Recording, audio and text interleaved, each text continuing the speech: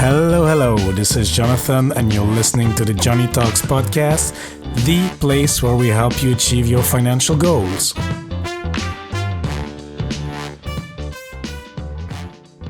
Hola, amigos. Hope you're having a great day wherever you are. And if you're a new listener to the show, special warm welcome to you. I really appreciate you tuning into the show. And if you're a returning listener, welcome back. I appreciate it even more. In today's episode, we will speak to my friend Jerry from Peerless Money Mentor. We met on Twitter since he's posting some great and fun financial content out there, and he has an interesting personal finance story that he will bring on the show today. Despite being equipped with 2 degrees, Jerry found himself in too much debt and overspent on things he could not afford. He luckily refinanced some of that heavy debt and entered little by little into the personal finance space. As he escaped being broke and gained mastery on his finances, he is now on a mission to help others master theirs. And for those of you who are currently struggling with debt, check out his interview series From Broke to Financially Woke. It will definitely help you and guide you on how to get out of debt. And today, Jerry will share his experience on how he got into debt in the first place and how he managed to crush it, literally from broke to financially woke. In the next part, we will exchange perspectives on side hustles like driving for Uber, freelancing, answering online surveys, helping companies with their social media marketing, etc. We will evaluate the pros and cons and see if they make financial sense at all. This episode is for you if you're currently trying to increase your income with side activities and want to evaluate which ones might be right for you. So let's not wait a minute more and let's jump into it. Hello, Jerry. How are you doing today?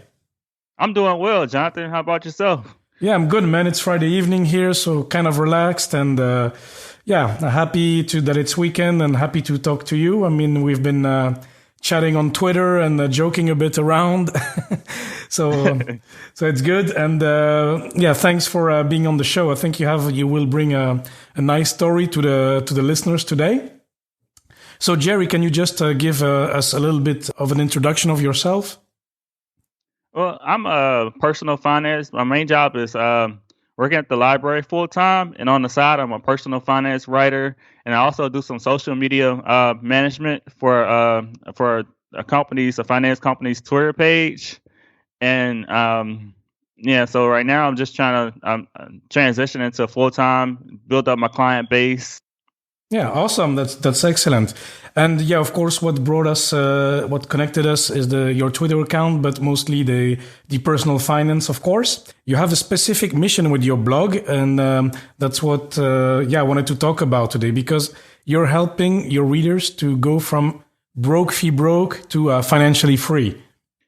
Yes, like that's the main purpose of the blog. I created it because of my story. Like 4 or 5 years ago, I had my fiance left me, and I didn't have enough money to continue paying the rent, and I had gotten into a bunch of credit card debt, and it felt depressing because here I am, a guy who went to college and I got 2 degrees, and I couldn't afford to take care of myself, so I was down to my last dollar, and I had to come back home and move in with my brothers and sisters and cousin.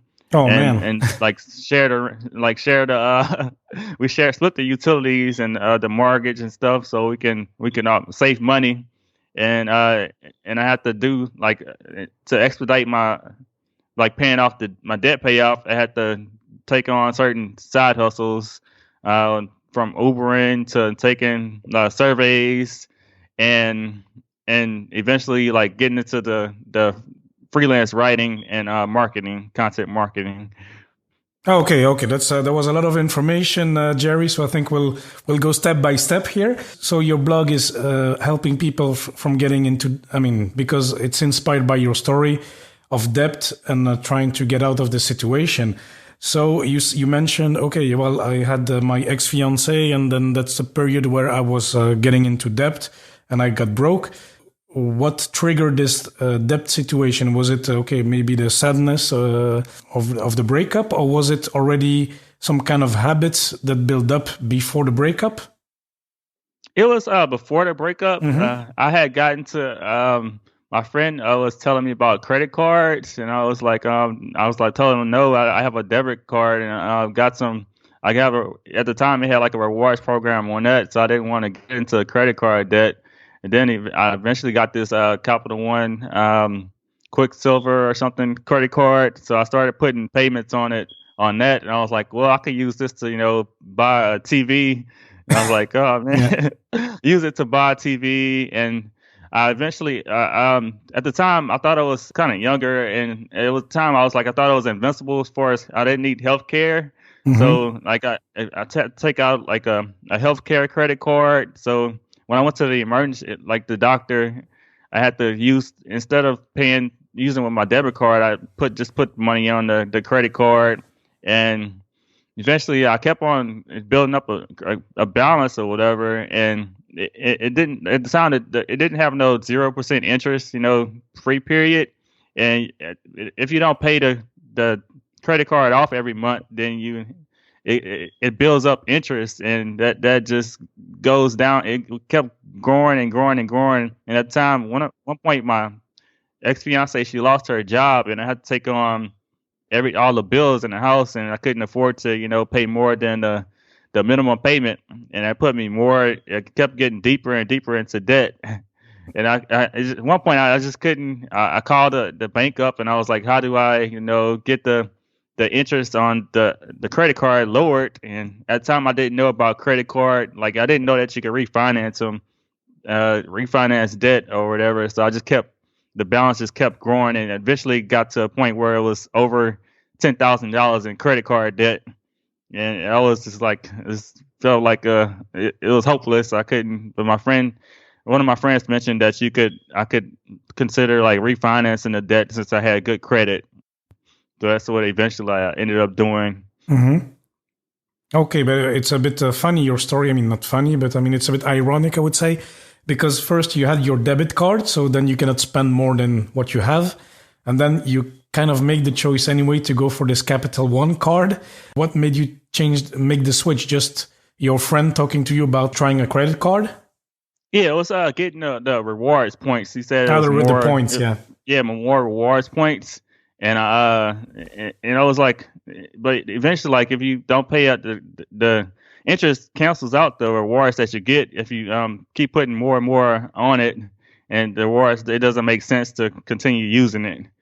And at the time I had the money to pay it back, and I wasn't thinking like my fiance is gonna lose her job and I'm gonna have to take care of all of this. So I wasn't thinking about like what happens in the case of an emergency. I didn't think about the negative ramifications of using a card. I just like, hey, I get rewards points. That's cool. And do you remember what was the time span, approximately how many months or years it took to go from zero debt to $10,000 in debt? It was built up over probably like 2 or 3 years. Mm-hmm. And I just kept putting like eventually I just put a TV on. I got a Best Buy card. I got one card, then I got another one, then I got then I got a AutoZone. I mean a card from a card to repair my car, because I didn't have the money in my savings to do that. So I was like, I'm just gonna put it on credit and pay it back later. Yeah, but then in the end, it just accumulates in the background up to 10,000. Yeah, and that was kind of your wake up call. You're like, oh wow, I'm at 10,000. What's happening here, or was it just like? Yeah, I was at a point. I was like just searching for answers. I was like, what can I do to get out of this debt? Mm-hmm. And my friends kept mentioning like well, you can refinance and try refinancing it. And eventually that's what I did. I ended up taking out 2 personal loans. So the interest rate on my credit cards were something to like 20% or something crazy like that. Yeah. And I took out 2 personal loans, and I think the APR was 5.99% on there. So, and it was a 3-year time period. So I'd have time to pay off. It gave me a specific deadline to pay off the debt within 3 years. Okay, in 3 years. Okay. So you got a lower interest rate, which is good.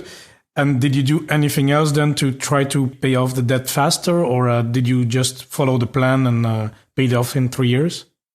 Well, the other thing I tried to do was I was trying to earn more money, so I took on certain jobs. At the time, I didn't I was working two jobs, working a main job, and I was working at the library on the side, Hmm. and so I was taking on. I had two sources of income to pay back the debt faster, and attempt to pay back the debt faster.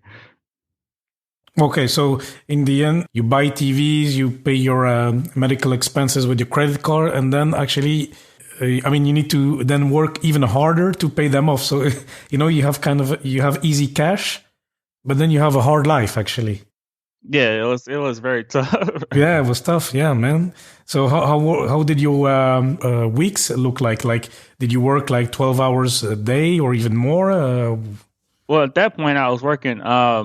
I was doing eight. Well, sometimes it was 11 hours, 12 hours a day because I get off. I work from 9 to 5, and then I'll get off and rush to the library job across town. And it would be like I have another hour to get there, and just hop in the car and like rush over there, and it's 3 hours. It was like kind of. It was only a 10-hour job at that point, so it wasn't like every day I'm working 11 hours, but eventually, even when I moved out, then when I started doing the Uber and other side hustles, then it became like a 80-hour work week almost. Oh wow, that's tough because in the end, all that hard work is just to pay off debt. It's not to even save or let's say have something extra for yourself. So it's quite tough. So well, what can I say? Well, congrats to you to have managed that debt. I mean, like yeah, it's amazing. I mean, the courage you got and everything. So yeah, congratulations, Jerry. Thank you. Yeah, yeah. And so, what would you say? I mean, to anybody, to any listeners that is in the same situation, or how can they avoid entering these situations? I think you can avoid the situation because I had kind of like a I deserve it mentality because I went to school and got 2 degrees. I was like I deserve a nice car. Hmm. I deserve a TV, Yeah, yeah, yeah. and I would say to not get in that situation. Just don't. I know it's kind of tough, but you gotta live below your means and avoid getting like into a credit card that you can't pay back. And But it's hard. I mean, like if all your friends got a TV, I mean, a nice TV or whatever, like a nice car. I mean, like we're dudes, so cars, it's often like, hey, he got a BMW, or he got a Mazda Sport or whatever. Yeah, it's nice to look at it, and then maybe you try to drive the car of a buddy or something, and then you're like, oh yeah, I like it. It's new. There's this stereo installation. The acceleration is awesome. Whatever. So how do you fight this? I mean, like yeah, I mean it's natural. I mean, I have this as well. I mean, like sometimes you see your friends or your neighbors. I mean, they have a nice clothes or they have this new car. With time, at least for me, this goes away. I don't care anymore. But back in the days, it's normal. You're 25, you're 26. Just get out of college. You start your job. You start to make money, and you want to try to buy stuff and clothing. That was for me maybe. And nice clothing, nice this and that, and hang out at places or travel like everybody else. So it's normal. So how can we fight this? yeah, that's a very tough question because Yeah, I know. that's basically that's what I was going through because at the time, like my friends, like we all went to college together and they got higher paying jobs, Hmm. and they were like, well, okay, now that since we have these higher paying jobs, we can afford to travel more, and we can afford nicer cars and things. So I didn't and going out to restaurants and things of that nature. And I didn't want to be like, I can't participate because I don't have the same level of income that you have. So it was kind of shameful in a sense. I was kind of ashamed of like being the person that was the lowest paid in the group. And instead of telling them no, that I couldn't go on these vacations, that was another thing that I was putting on credit cards, and it was a vacation that I wanted to go on. And instead of telling them no, I would just put it on a credit card and try to pay it off later, instead of telling them that, revealing it to them my true situation, and be like, I can't do this because I'm broke and I don't have enough money to pay this thing off. And yeah, that's really tough because it was very embarrassing time for me. Yeah. So it's really like this. When I hear you, it's like the feeling of belonging, of doing the same as your peers, actually.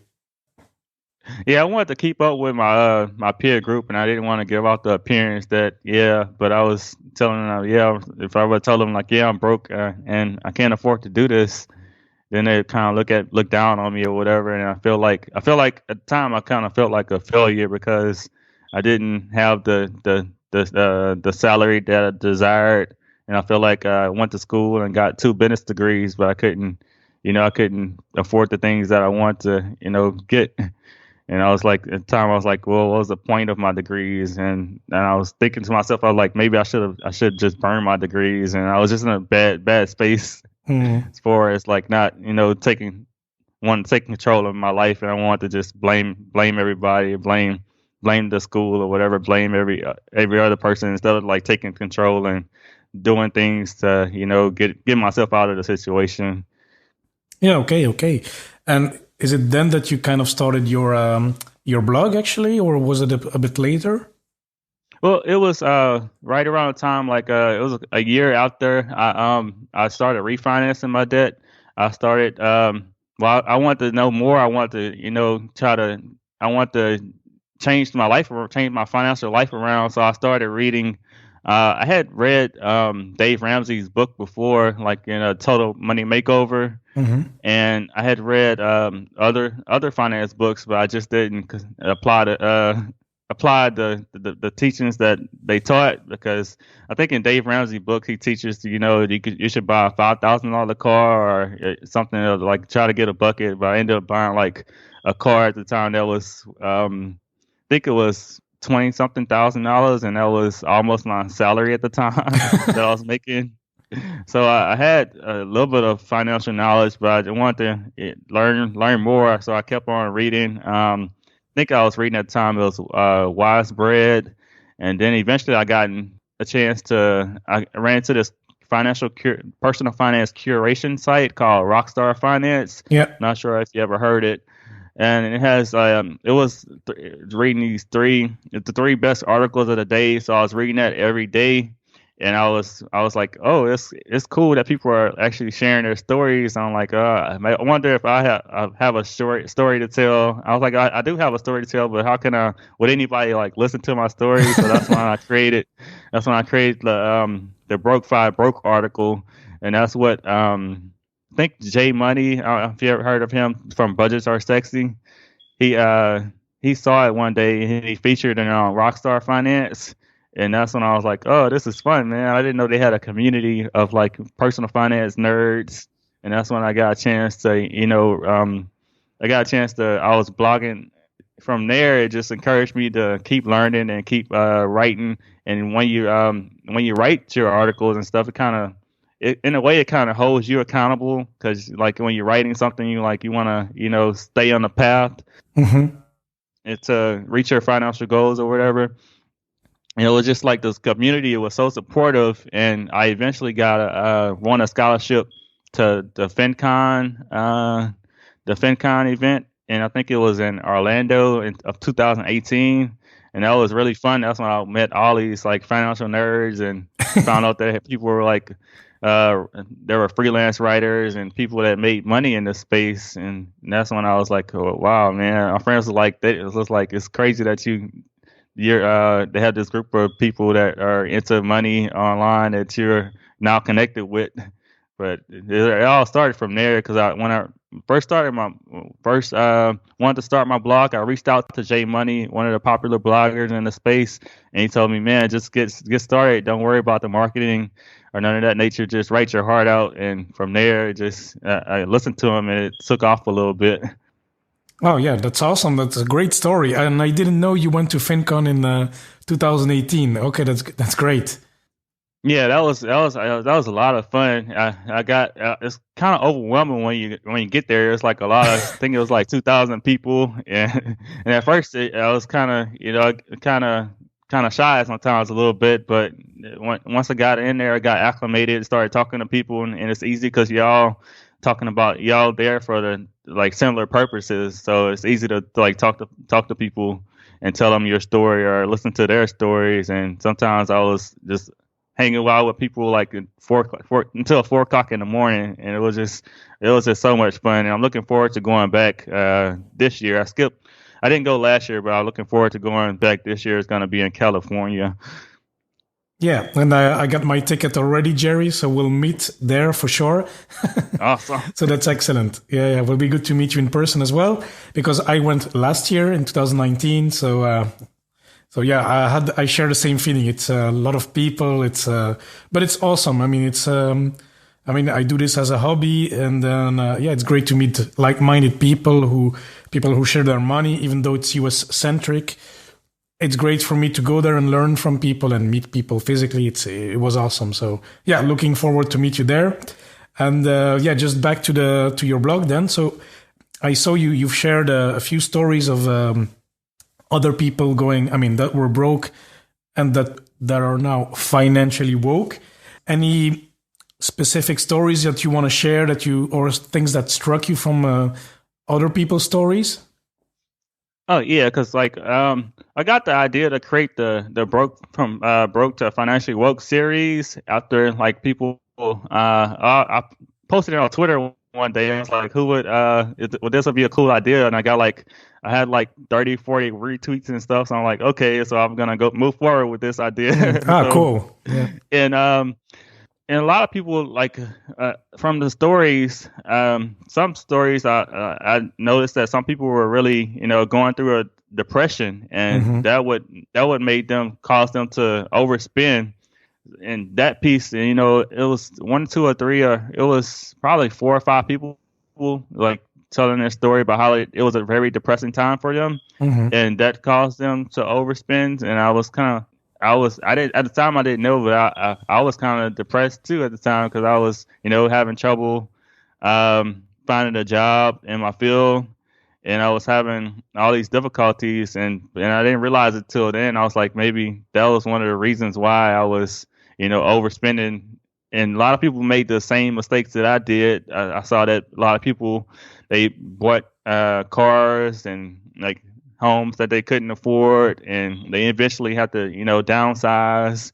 So it was a lot of commonalities in a lot of people made the same mistakes from the reading the people who reading the series, they're reading the interviews in the series. A lot of people made the same mistakes, and they all had ways of getting out of it by growing their income and doing certain side hustles, or turning their hobbies into their side hustles, or monetizing something. So it was interesting to see all the even though people had different stories, there's a lot of similarities, and how to overcome and use and some of the questions are people they had knowledge of they had financial knowledge, but they just didn't apply it. So it's kind of like when I was reading those, I was thinking to myself, is it really is financially woke really? Is that the ultimate solution to getting out of, to becoming escaping broke by broke? Because some people are they actually know what to do. And I mean, that's in a sense that's whether it's dieting or doing the things that we need to do. Sometimes we actually know, but we just don't, for whatever reason, we just don't do them. So, and I think the knowledge is an important piece, because right now I'm just focusing on, applying, because I've been studying personal finance for a couple of years or 3 years now, and almost every day. But now it's just a matter of if you don't apply the knowledge, then it's kind of pointless, exactly. to have everything. Yeah, and one thing that strikes me as well with this broke to financially woke is that it can apply to anybody, actually. People with good jobs, people with education. I mean, you have two degrees. It's not a matter of who's smart or stupid or or who has a good job or a bad job. It can happen to anybody. When I hear what you say, it's a lot connected to emotions, and okay, there's knowledge, but it's a lack of practice of knowledge or something as well. There's no judgment to have. I mean, it can happen to everybody. Yeah, definitely. It's definitely because I one of the things I find interesting in studying like behavioral, like economics, and people why people make decisions that they make, and we from like, I guess from personal experience, that we all don't make the rational decisions every time. Sometimes we just go by emotions, and we're not robots, so sometimes we just go Exactly. certain things Yeah. in life happen, or you like. Or you have a trouble, like another thing was a troubled childhood. Somebody wrote in one of the stories that they had a tough childhood growing up, and when they got older, they wanted to compensate for that by purchasing things. So it's sometimes we try to make fun of people, or like try to tell them that they shouldn't. Well, make fun of their decision making, but you don't know like the story, the backstory behind it. So it's kind of tough because you don't want to.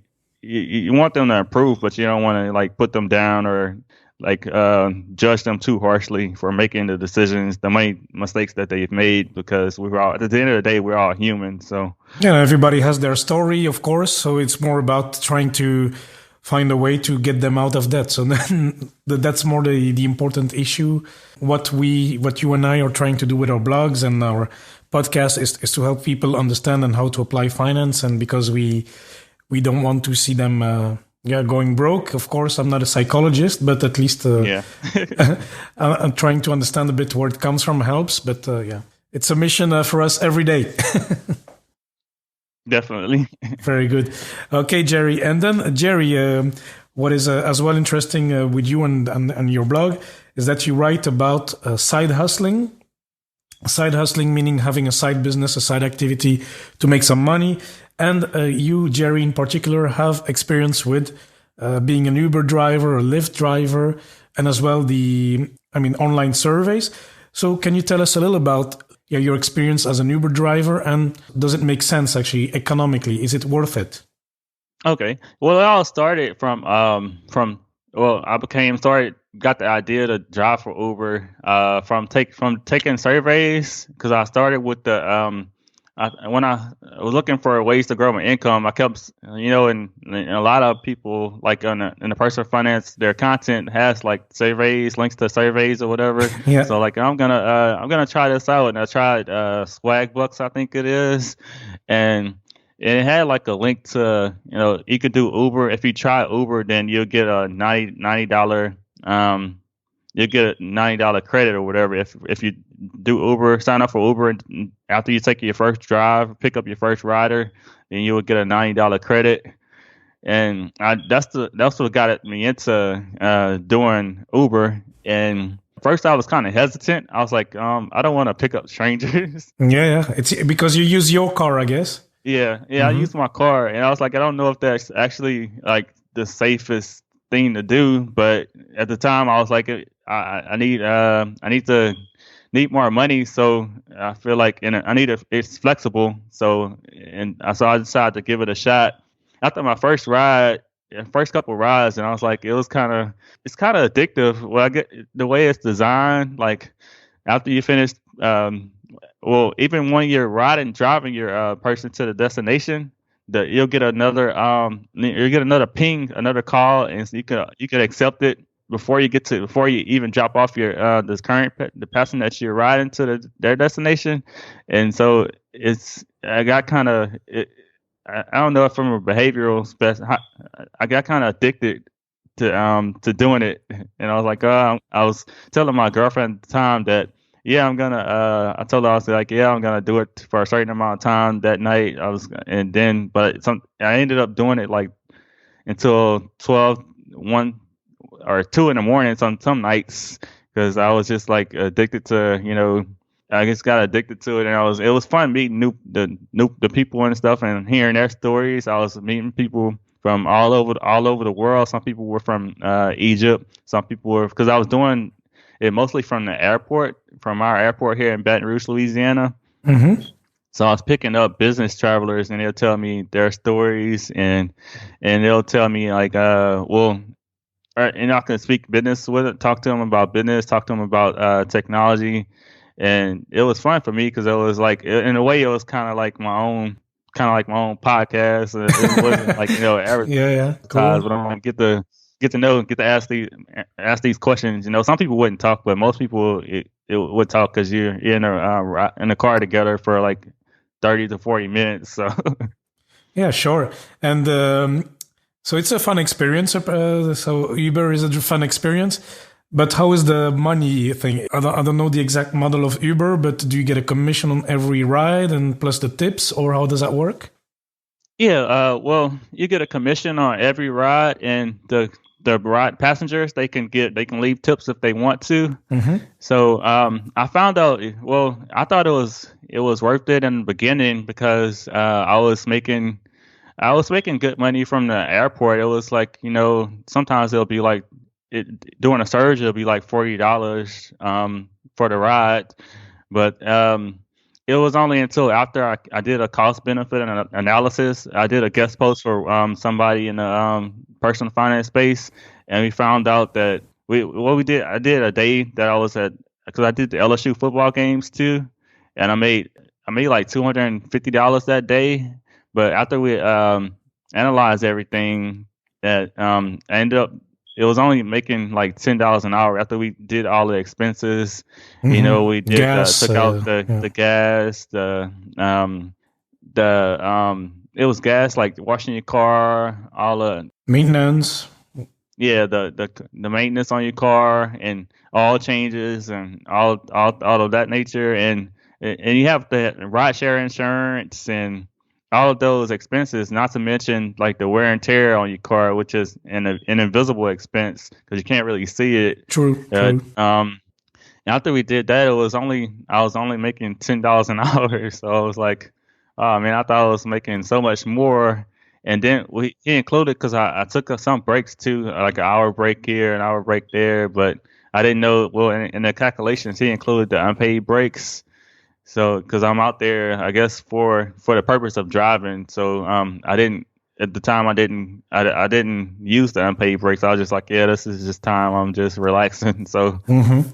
but after we did all that, to me it didn't make sense, especially since I had a couple moments. I take my car to the shop and it was like $900 here, or three or $400 there, and eventually I was like, it doesn't make any financial sense to continue.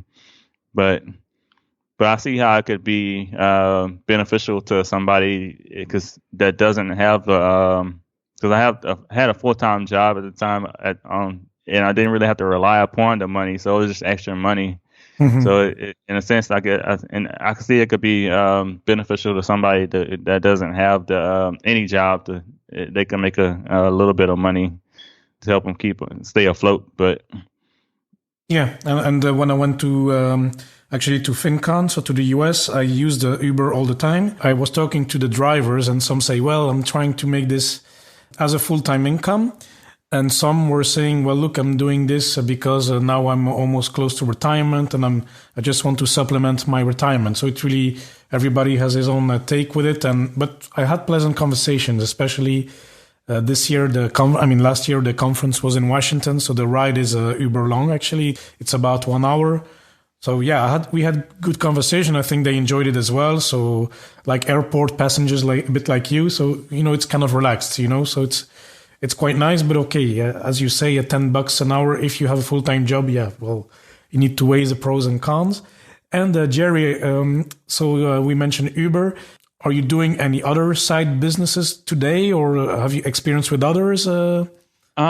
at the moment, I'm just doing the freelance writing, and I'm doing the social media marketing. So I'm focusing on those two, because I think it's to me, it's like it was a low paying side hustle. So I'm gravitating to more like higher paying side hustles.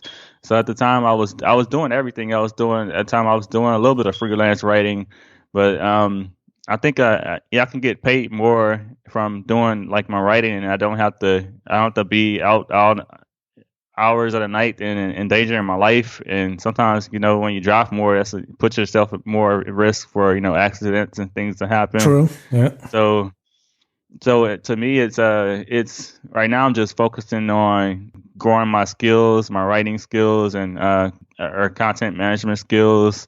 So down the line, I won't have to work as much. So I'm trying to get to a point where I only need one job, but at times it's kind of tough right now in the beginning because I'm trying to pitch. I'm spending time pitching clients or trying to get new clients, but I think that some of the work that I do, I'm getting paid more than my main job hourly. So eventually, I think I want to transition to that. I'm just trying to testing the waters out now because I have nothing to lose really because I have my main job and that takes care of most of my my basic needs and things of that nature. So I'm just trying to test out becoming. I started creating my own business. I turned it into an LLC. It's Peerless Content LLC right now. So I'm just trying to see where I can take that, or if I can. My goal is to quadruple my the income from the side hustle income from last year. So that'll be at least like making $20,000. Oh, that sounds good, man. Yeah, and good luck with that, and especially I really like that because, I mean, the skills you mentioned, freelancing and social media marketing. I mean, these are skills that you can use for Peerless Mentor. I mean, you can use it for yourself, and it's skills that will always be in demand, high in demand, especially the social media marketing agency or hustle. It's great. I mean, like if you can master that and get better at that, I think it's fantastic. I mean, like like me, for example. Okay, I have my day job and I do the podcast and the blog, but social media I do it a bit by myself. I have learned some tricks along the way, but still, I'm not an expert in the managing of social media stuff. So yeah, of course, I could use people like you, for example, so this is something I can think of. It's definitely valuable for small entrepreneurs, small companies, or people that just don't want to do it. It's great. So no, it's a great value to the marketplace, Jerry. So excellent. And Jerry, of course, there's one thing I need to ask you. It's about the online survey. So how much is that worth?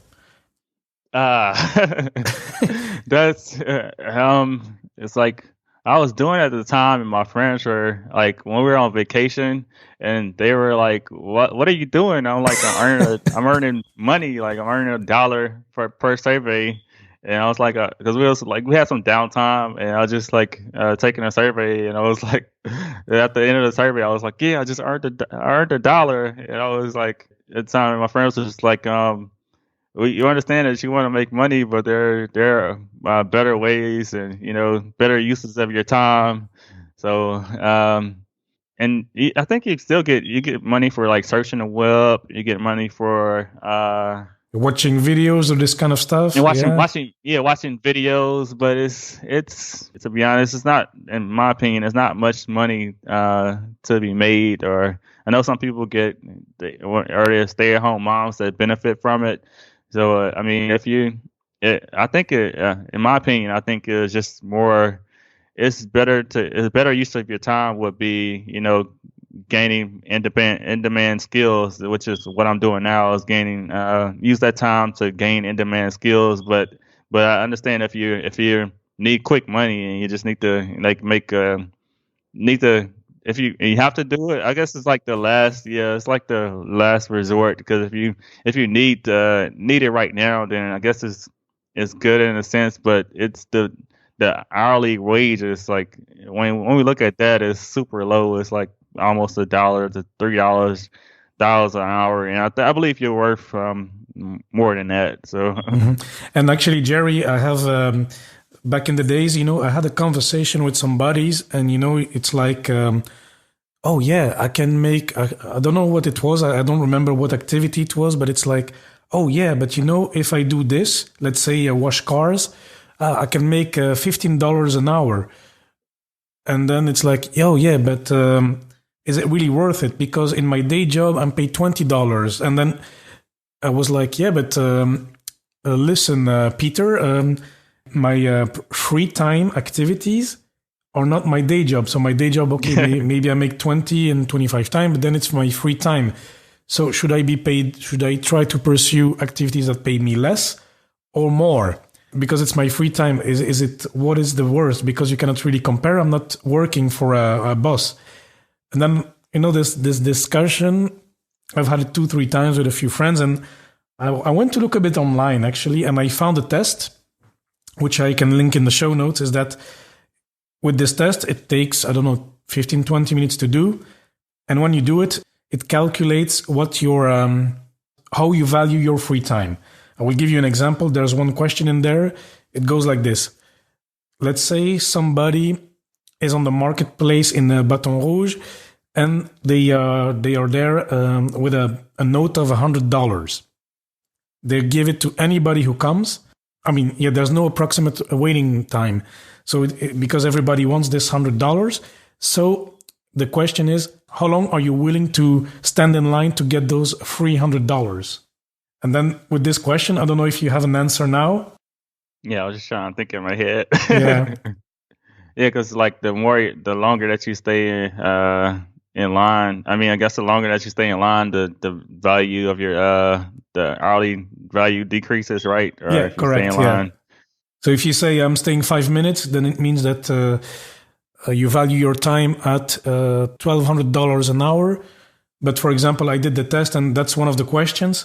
But there's like a series of questions. So it's not only that one, but that one is, I remember it easily. And then based on all the results, then for example, if you're offered to work extra at work, well, you should ask compensation with an increase of 30% of your hour wage and this kind of stuff. It helps you a bit negotiate and try to find out what would be an ideal rate based on your preferences. For example, for me, it was about $70 an hour. So for example, if I do something outside of work, it needs to get paid, or a survey or whatever. Well, I should expect, or I should at least do it if it's more than 60 or 70 bucks. And on the contrary, there was as well a result that, well, if you're trying to hire people, for example, for $15, $20 an hour to do your cleaning, etc., well, it's you should do it, because I value my time at $60, $70 an hour. Well, if she does it for less, then you should do it, because then you just save kind of on your free time. I'm gonna have to take that survey. That's a really. I'm gonna have to take that. I like this kind of things, because then after this test, I have one number in my head, and then I can make decisions based on that. But okay, maybe I'm a bit nerdy and analytical in this, but it's a test I recommend to many people, and to you as well. Then you will see from this test, I would not do the Uber driving, for example, if it's $10 an hour. Yeah, because it's value of time. Because at the time, I was spending so much time on Uber and all these other, from blogging. I got so obsessed with everything that I didn't, spend time in my relationship at the time, and that became a problem. Eventually, we had to part ways because I wasn't present. I was just spending all this time working. And your buddy still invite you on weekend trips and stuff like this? Yeah, we still, they still invite me on the trips and stuff. Just joking, Jerry. Well, Jerry, thanks so much. It's great to speak to you. And do you have any final tips on side hustle? What would you advise somebody who says, well, look, I'm looking to make more money. I want to, maybe reach FIRE or save money for a car. What tips would you give in general for those people? As far as high hustle, if you're trying to look at, if you need something in the short term, and then I would consider something like Uber or some other on-demand, like a food delivery platform or something of that nature. But if you're looking to, turn your side hustle, looking at the long term eventually, and looking to turn your side hustle into a full-time thing, then I would consider more of studying in demand, looking at the market and studying in demand, trying to gain in demand skills. And like, well, something like, what I do with freelance writing or marketing, or you can do other things, like coding or something on the side where you can, you can use it. It's in demand. You can use it to gain more money, because eventually, like, the time thing, you don't want to have a situation where you're working all hours of your life. You just work to, you're not working to, you don't want to live to work. You want to work to live and enjoy your family time. Mm-hmm. You don't want to have all your time consumed by just working. You have to protect I've learned that you need downtime, because at one point I was just working nonstop, almost 80, 90 hours a weekend. Oh, come on. And it's just restless, and it creates problems within your relationships. And if you don't want to have those kind of problems, then I would, take time to study that. I would think more long term and whatnot. If you can, study, Mm-hmm. keep studying in demand, gaining in demand skills, and turning that into, making it so you eventually make more money per hour. Oh, excellent, Jerry. I really like that. And Jerry, actually, just wondering, so now you have this side hustles, activities. I understand that you eventually want to go full time with your company, your LLC. Is there another financial goal, a big financial goal behind that? Do you want to reach financial independence earlier or something like that?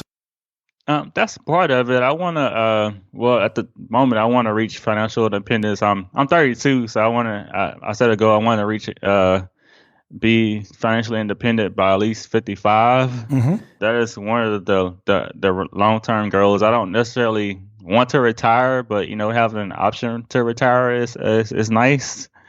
And another reason for like trying to go full time with my the company is because I want to be location independent. So I want to be able to travel more and not be tied to one location. So I want to eventually like go on probably take a year and just travel and do some traveling. Maybe come to Luxembourg.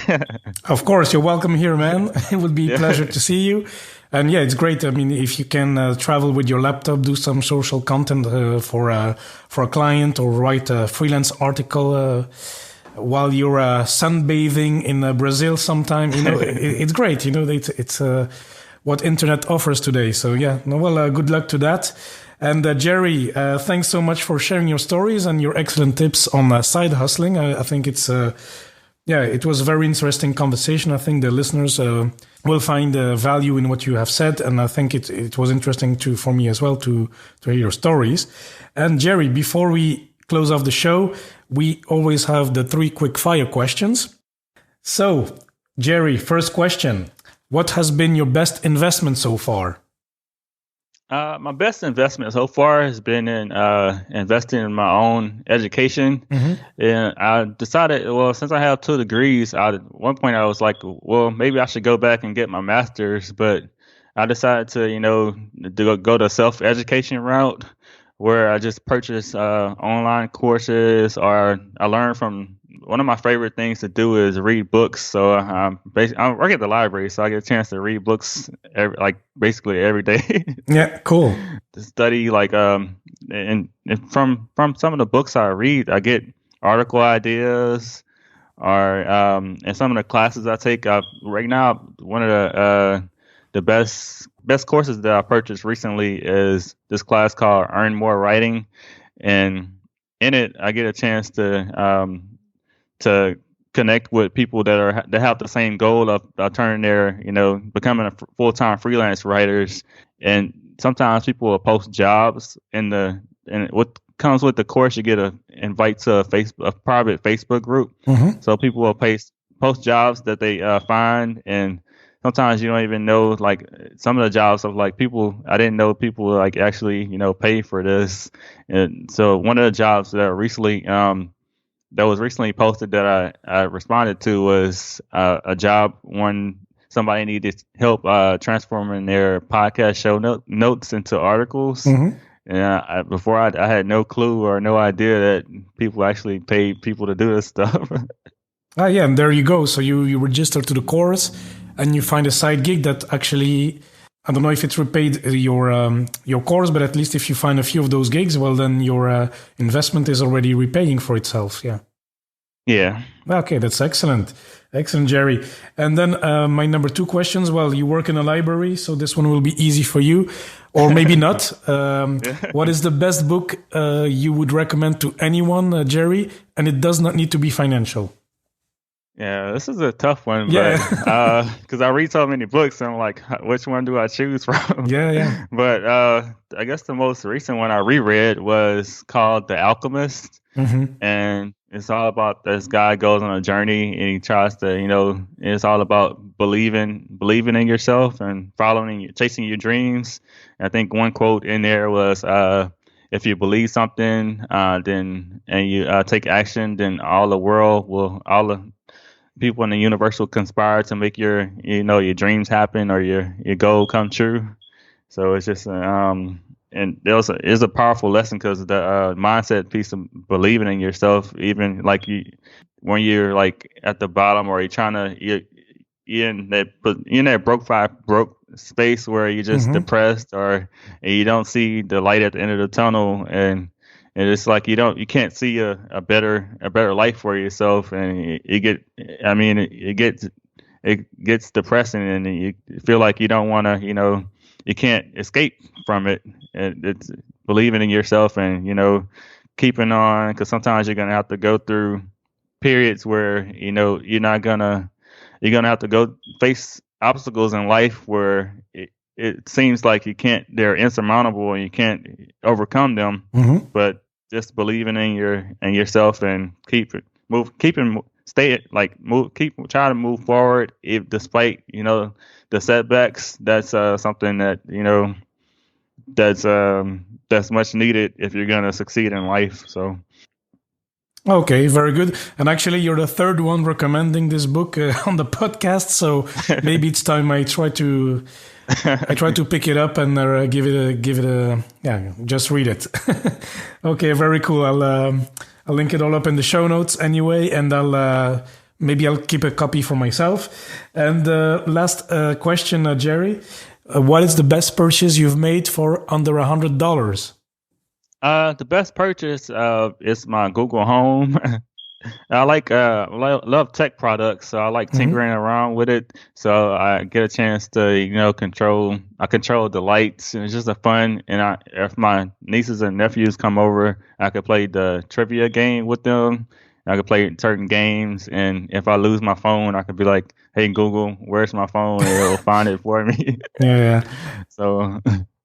And from there I like programming it. You can buy like a third party apps. You can program it using those, and using it's my way of learning artificial intelligence. You can program it through using natural language.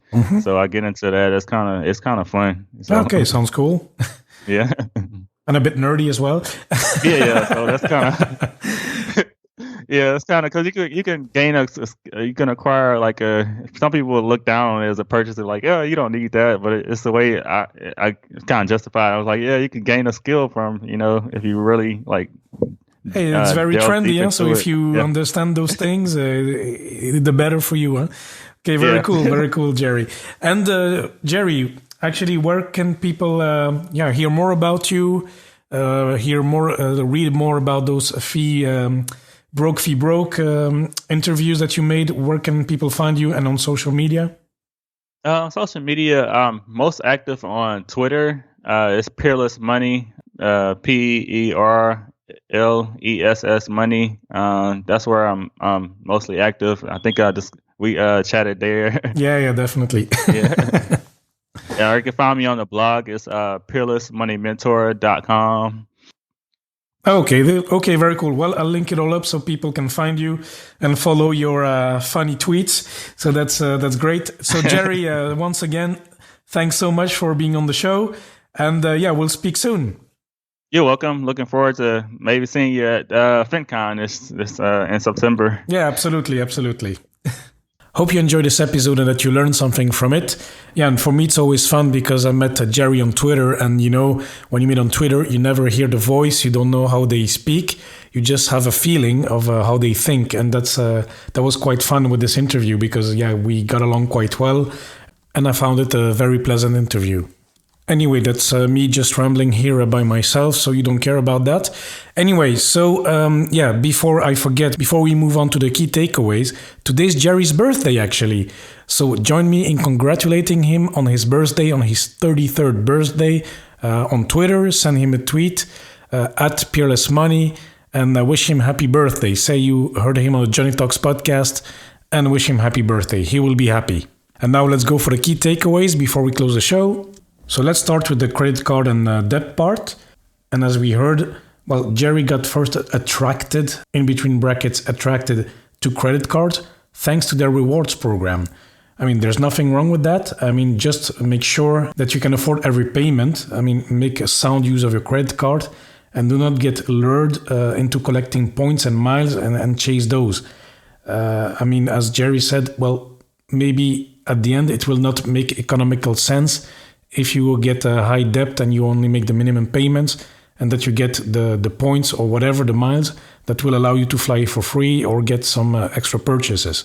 So just make this evaluation for yourself. And he gave a good tip that if you should end up with a large debt, with a high interest rate, look at refinancing solutions. I mean, this will make things easier for your repayment. But of course, hopefully you do not get there in the first place. Okay, the next point, easy cash but hard life. The more credit cards you will have and the more debt will accumulate in the background.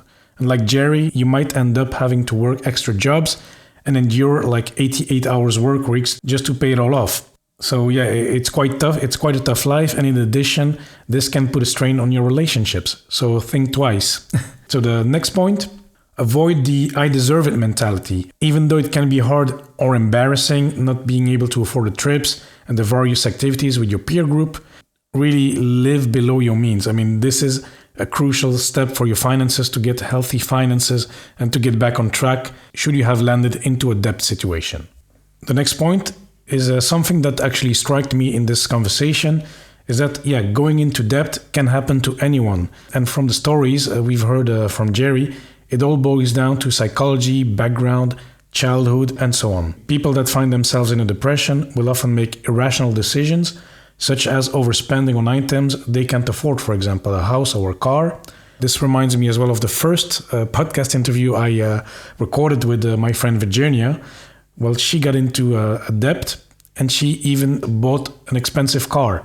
So it's totally irrational, but I guess it's all about the emotions and psychology. And as well, a good remark that Jerry made in this episode is that even though the knowledge is around and people know exactly what to do, how to handle their finances, they do not do it because, of the emotions. It's hard to control yourself. It's hard to think. It's hard to think clearly. And then we'll move on. For the next 2 points, we'll move to the side hustles part.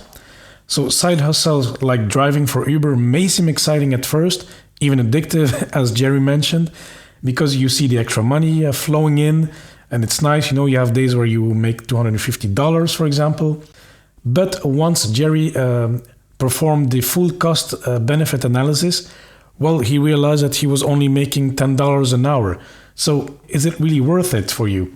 Does it make sense? Well, what he concluded is that, for someone who needs the money right now, in the short term, it can make sense to take on food delivery jobs like Foodora, etc., online surveys or driving for Uber, even though the hourly wage is very low, like $10, $5, even $1 for a survey.